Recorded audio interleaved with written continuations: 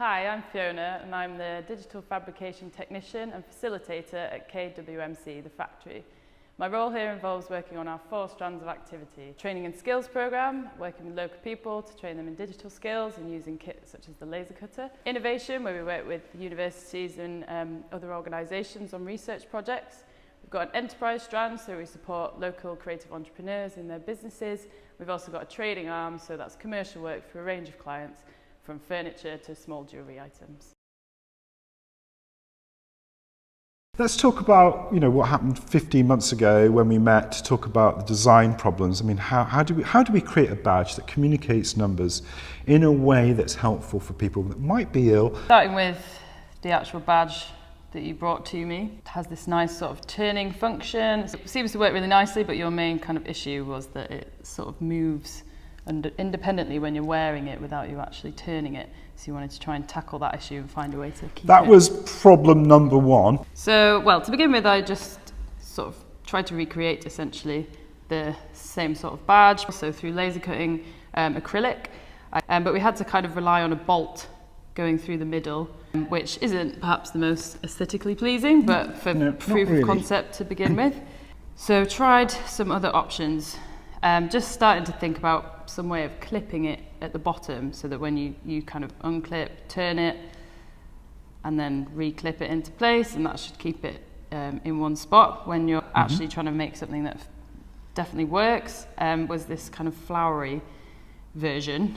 So these petals have little holes that line up with the one hole that's on the blue piece. Yeah. So again, you turn it round and then you'd clip something through those 2 holes to hold the 2 pieces of acrylic together, and then that should stay in one place. Right, so that's fixing the problem of this rotation problem when the body's moving around. So that's a solution or a possible solution.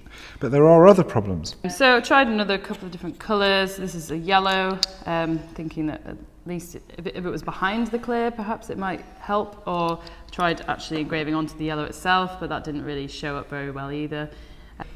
It doesn't really stand out, there's not much contrast to it. No, it hasn't really helped or moved us on that much. So let's just take that out of the way and have a look at, let's just start again and think about how else we can interact with this badge. We've come up with this sort of 2-piece idea. So you pull this section out, and rather than a circle, it's a polygon with sort of straight edges.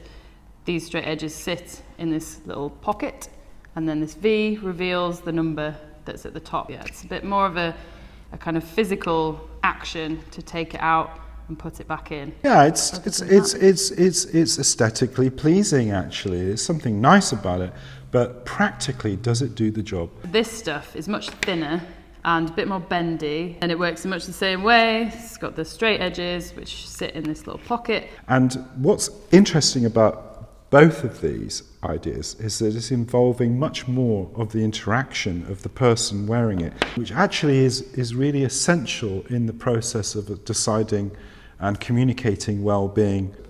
We haven't failed in this design process, have we? What we've been doing is learning, and that is what our design challenge is all about.